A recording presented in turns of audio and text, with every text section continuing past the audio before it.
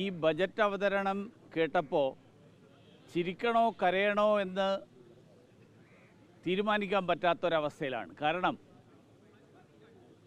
അദ്ദേഹം അവതരിപ്പിച്ചിട്ടുള്ള കണക്കുകളും അദ്ദേഹത്തിൻ്റെ പ്രസംഗവും കേരളത്തിൻ്റെ സമകാലിക യാഥാർത്ഥ്യങ്ങളുമായിട്ട് ഒരു ബന്ധമില്ലാത്തതാണ്. കുറേ കള്ളക്കണക്കുകൾ അദ്ദേഹം അവതരിപ്പിക്കുന്നു, കുറേ പ്രഖ്യാപനങ്ങൾ നടത്തുന്നു. കഴിഞ്ഞ വർഷങ്ങളിലെ ബജറ്റ് പ്രസംഗങ്ങളും ആ ബജറ്റ് പ്രസംഗങ്ങളിൽ നടത്തിയിട്ടുള്ള പ്രഖ്യാപനങ്ങളും ആ പ്രഖ്യാപനങ്ങൾ വായിച്ചു നോക്കിയാൽ ഇപ്പോൾ നടത്തുന്ന പ്രഖ്യാപനങ്ങളിൽ പകുതിയിലധികം കഴിഞ്ഞ കാലങ്ങളിൽ നടത്തിയിട്ടുള്ള അതേ പ്രഖ്യാപനമാണ്. ചില പ്രഖ്യാപനങ്ങൾക്ക് യാതൊരു യാഥാർത്ഥ്യ ബോധവുമില്ലാത്തതാണ്. കേരളം വലിയ കടക്കെണിയിലാണ് എന്നാണ് പറയുന്നത്. ആ കടക്കെണിയിലുള്ള കേരളം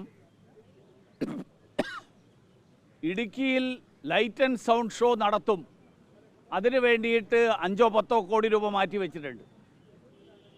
എവിടെ നിന്ന് ഈ പണം വരും? ഇതുപോലെയുള്ള നിരവധി പ്രഖ്യാപനങ്ങൾ. മുതലപ്പൊടിയിൽ ഹാർബറിൻ്റെ കാര്യം പറയുന്നുണ്ട്. മുതലപ്പൊടിയിലെ മത്സ്യത്തൊഴിലാളികൾ കാലങ്ങളായിട്ട് ആവശ്യപ്പെടുന്ന കാര്യമാണ്. അവിടെ കഴിഞ്ഞ എല്ലാ വർഷവും അവിടെ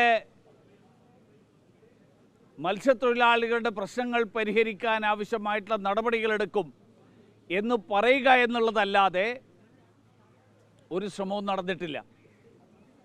ദേശീയപാത വികസനം സംസ്ഥാന സർക്കാരിൻ്റെ വലിയ നേട്ടമായിട്ടാണ് അവതരിപ്പിക്കുന്നത്. സ്ഥലമെടുപ്പിൻ്റെ 25% അത് സംസ്ഥാനം കൊടുക്കാമെന്ന് ഏറ്റതിന് ശേഷം അത് കൊടുക്കാൻ പണമില്ലാത്തതുകൊണ്ട് തിരുവനന്തപുരത്തെ ഔട്ടർ റിംഗ് റോഡിൻ്റെ സ്ഥലമെടുപ്പടക്കം നിർത്തിവച്ചിരിക്കുകയാണ്. സംസ്ഥാനവും കേന്ദ്രവും തമ്മിലുള്ള കരാറിൽ ഒപ്പിടാൻ സംസ്ഥാനത്തിന് സാധിക്കാത്തതുകൊണ്ട് കേന്ദ്രം ആവശ്യപ്പെട്ടിട്ടുള്ള കാര്യങ്ങൾ. ഇങ്ങനെ കേരളത്തിൻ്റെ മുഴുവൻ പ്രദേശങ്ങളിലെയും ദേശീയപാത നിർമ്മാണത്തിൻ്റെ മുഴുവൻ നിർമ്മാണ ചെലവും കേന്ദ്രം വഹിക്കുന്നു.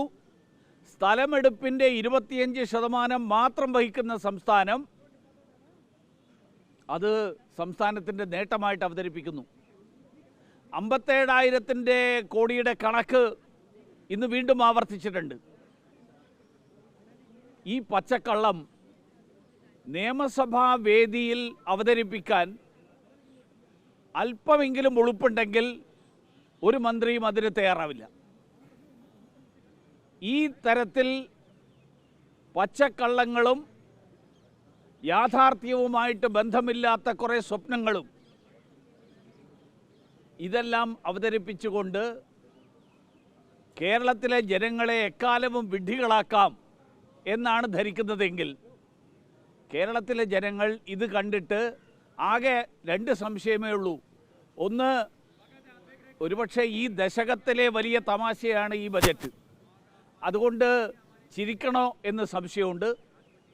കുറേ പേർക്ക് കഴിഞ്ഞ കാലങ്ങളിൽ നടത്തിയിട്ടുള്ള പ്രഖ്യാപനങ്ങൾ, നടപ്പിലാകാത്ത പ്രഖ്യാപനങ്ങൾ അത് വീണ്ടും ആവർത്തിച്ച് ജനങ്ങളെ അപഹസിക്കുന്നതിൽ ഉള്ള ദുഃഖം കാരണം കരയണമോ എന്ന് സംശയമുണ്ട്. അങ്ങനെ മലയാളി ഈ ബജറ്റ് പ്രഖ്യാപന പ്രസംഗം കേട്ട് ചിരിക്കണോ കരയണോ എന്നറിയാത്ത ഒരു അവസ്ഥയിലാണ് ഈ ബജറ്റ് പ്രഖ്യാപനം കേട്ടിട്ടുള്ള മലയാളിയുടെ അവസ്ഥ.